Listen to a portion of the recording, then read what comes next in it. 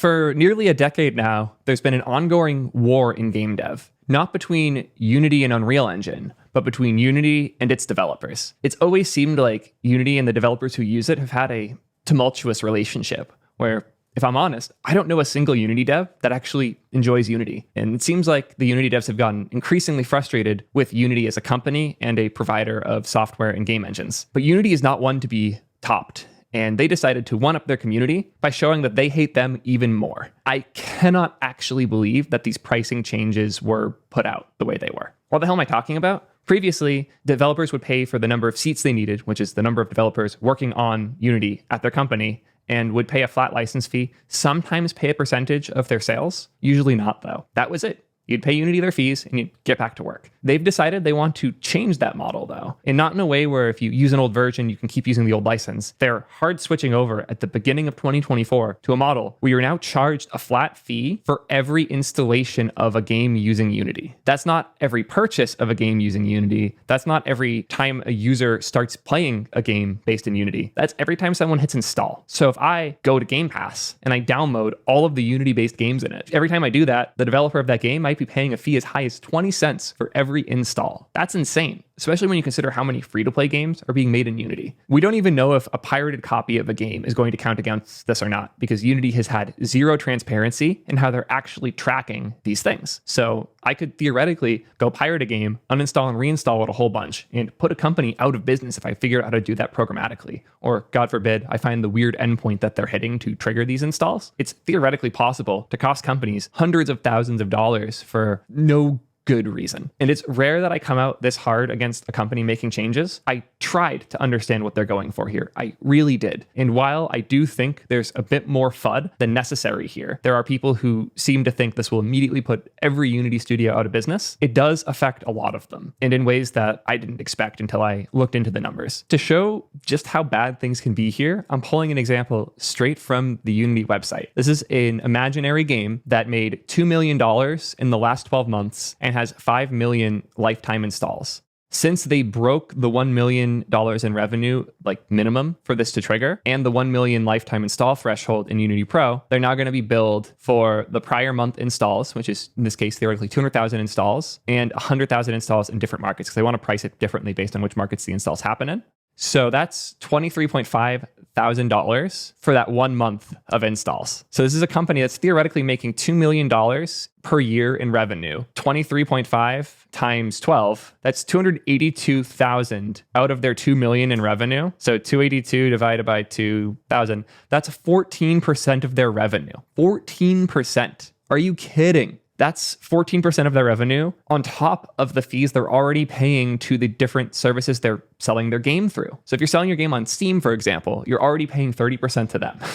That's insane. It's rough. And I can't believe they actually did this. It gets even worse when you think about free-to-play games in things that are like mobile heavy, where people regularly upgrade their phones or uninstall and reinstall games to save space. Now a game like Genshin Impact probably owes a lot of money to Unity once these changes go through. It really does feel penny pinching. There are pricing changes that are made to make things more transparent that might be more expensive. I've certainly seen outrage around pricing that didn't necessarily make sense. I think this change is something worth being outraged about. If Unity was the best engine ever, this would be a slightly different conversation, but there's a lot of devs who don't want to be using Unity. They're using it because it's what they're on and it's what their teams are familiar with. There's now more incentive than ever to throw it in the trash. Like, imagine if AWS started charging a fee for every unique user that goes to your website, separate from all the other fees AWS charges. That would be absurd. That would be insane. Now imagine Azure did that instead. We would laugh at them. We would just laugh in their face because it is stupid. But when Unity does it, people are a little too willing to go at them. Where are people going to go? If we want to talk about doing things that help game devs, we can't do it without talking about Epic. They've pushed so hard to improve conditions and revenue for game developers. The big thing they did, which I know isn't popular with the gamers,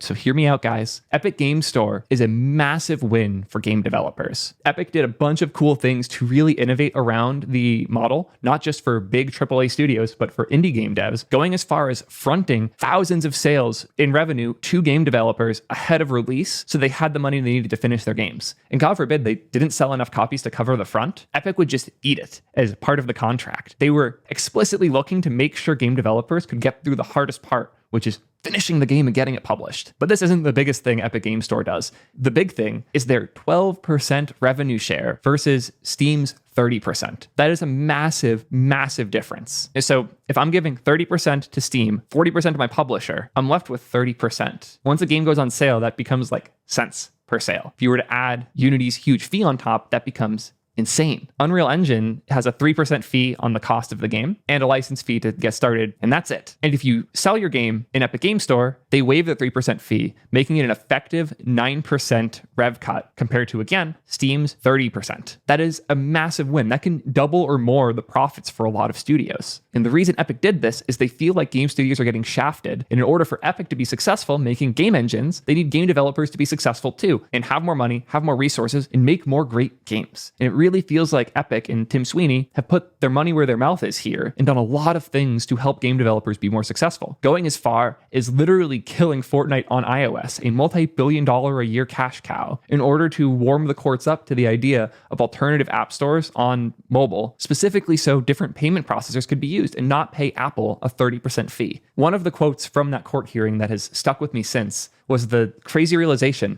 that multi-billion-dollar companies like Bank of America and Chase are paying almost nothing to be on the App Store. They pay the $100 a year fee for their developers, and that's it. Versus a small indie game that might make $200K a year in revenue, paying 30% of their revenue to Apple. Indie game developers and small devs selling software on iOS are the ones subsidizing giant companies like Amazon and Bank of America and their app review process and release cycles. That's actually insane. And that realization of, wow, this model kind of screws over the people who are trying to make innovative things on the platform and greatly benefits these massive companies was sad to see. And Epic is one of few companies that's really challenging it. It feels like they're firing on all cylinders to try and help developers be more successful, especially in the gaming space. And I am certain they're going to take the massive opportunity that was handed to them here. That said, Unreal is far from the easiest engine to get started in. It's pretty rough for things like 2D games because it's very much built to be a powerful 3D, highly everything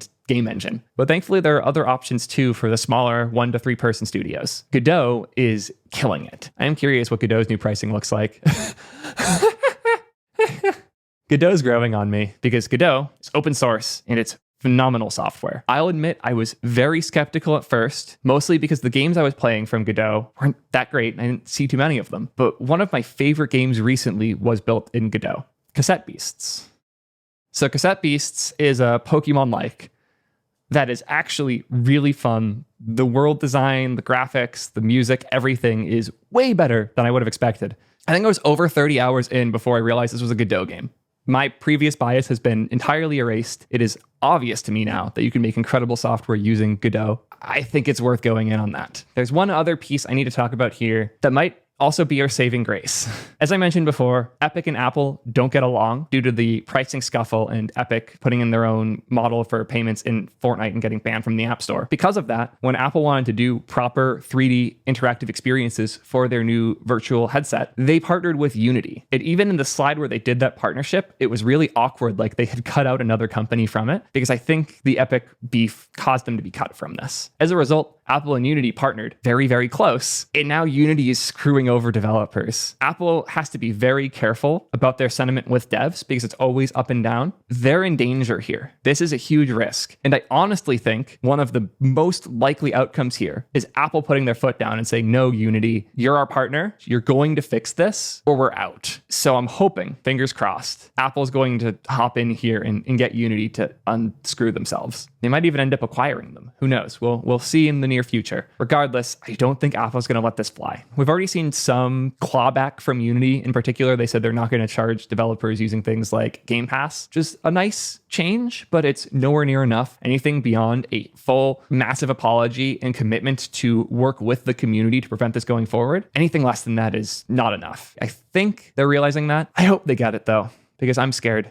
Last I checked, 4 or 5 of my top 10 games ever were in Unity. It is capable of being used for incredible things. And there are so many incredible developers who are deep on the Unity platform. I really hope these changes aren't the end of this platform and don't hurt those studios more than Unity already has. But it does seem like Unity has forgotten what made them great in the first place, the developers who love them. And I sincerely hope they'll walk this one back and focus on making things developers love again. Because game devs have it hard enough as is. Things like this are unfair, and I sincerely hope we see some change. Thank you guys as always. I really appreciate it. If you want to hear more about things that aren't quite game engines being used incorrectly, I'll pin a video here about how people use game engine-like things for apps, which I'm not a big fan of. But if you're making a game, obviously using game engine is pretty cool. That's all I have. Thank you guys as always. Peace, nerds.